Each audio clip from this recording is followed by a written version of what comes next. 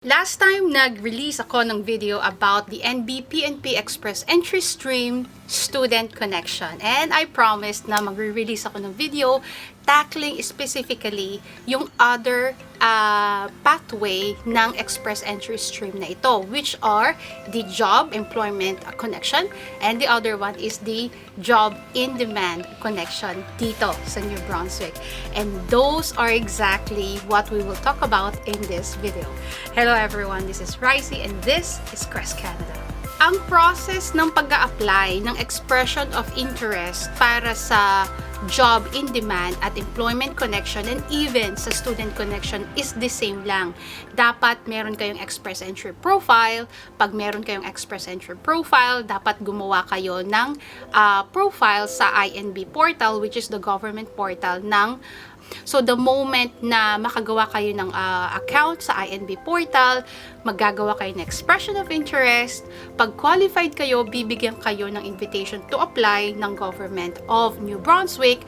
Pag nabigyan kayo ng invitation to apply, kailangan ninyong isubmit lahat ng documents na kailangan nila within 45 days, and the moment na ma-satisfy nyo lahat yung documents, bibigyan kayo ng 600 points ng Government of New Brunswick sa inyong express entry profile, and the moment na makuha ninyo yung 600 points, for sure, ma-i-invite kayo ng federal government for PR application.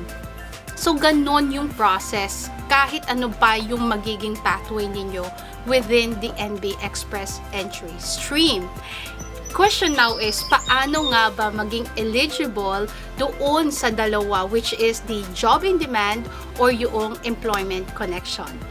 Ang main difference between sa employment connection at saka sa job in demand NB-PNP Express Entry Stream is yung presence ng employment contract or ng job offer. Sa job in demand, hindi mo kailangan ng job offer. Samantalang dun sa employment connection, kailangan mo ng job offer. The thing is, para magkaroon ka ng job in demand connection dito sa New Brunswick, marami kang dapat na criteria na ma-satisfy, which are number 1, yung iyong work experience, which should be 1,560 hours or equivalent sa isang taon ng pagtatrabaho. Hindi pwede ang volunteer, dapat paid yon. It doesn't have to be full-time all the time. Pwede siyang combination ng part-time at saka ng full-time. And the job can be abroad or within Canada. Isa sa pinaka-importante na detail when it comes to work experience is dapat within tier 0 hanggang 3 ang iyong job experience. Paano mo malalaman kung ano ang NOC code mo or kung ano yung tier code mo? Malalaman mo yan through visiting CIC website. So, visit yung CIC website and i-search ninyo kung ano yung work experience na meron kayo ng 1,560 hours, and then that falls under your team. Pangalawa, dapat meron kayong language proficiency, either CELPIP, IELTS, TEF, or TCF. Yun yung English or French. Pag ang English, ang inyong language proficiency, ang minimum score is CLB 7. Guys, remember, hindi accepted ang Duolingo. So, kung meron kayong Duolingo, it will not matter.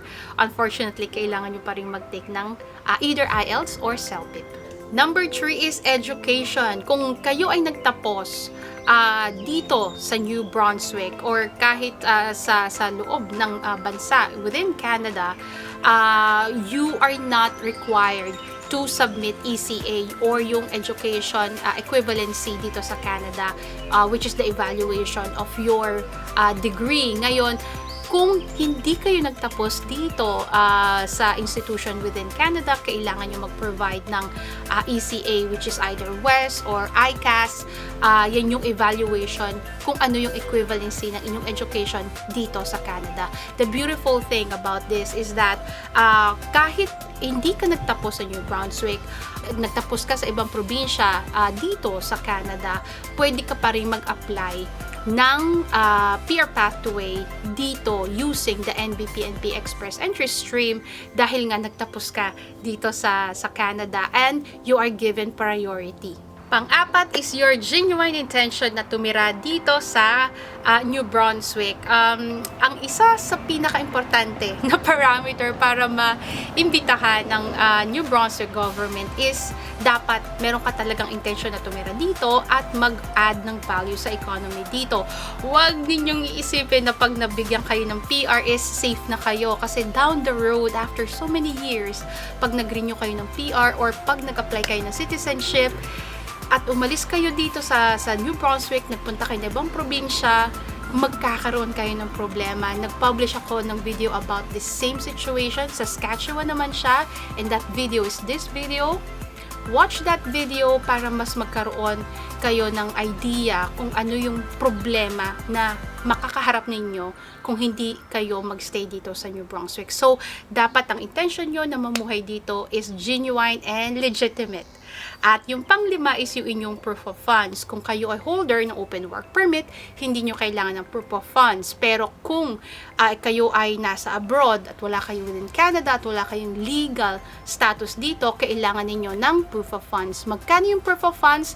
I suggest you visit CIC website. Andun lahat ang kailangan ng proof of funds para sa single person, kung meron kayong dependent, or kung meron kayong family. Ang maganda dito sa occupation in demand stream ng NBPNP is, yun nga, hindi nyo kailangan ng employment. Samantalang doon sa employment connection, kailangan nyo ng job offer. So sa lahat ng mga nakatira sa labas ng Canada, this is a good option for you. Paano ninyo mapapatunayan ang inyong intensyon na legitimate na tumira dito? Kung meron kayong pamilya, meron kayong kapatid, or meron kayong close na kaibigan na naririto, matatag ang inyong connection dito sa New Brunswick. At pag matatag ang inyong connection dito sa New Brunswick, mas mataas ang prioridad na ibibigay sa inyo ng gobyerno para mabigyan ng invitation to apply.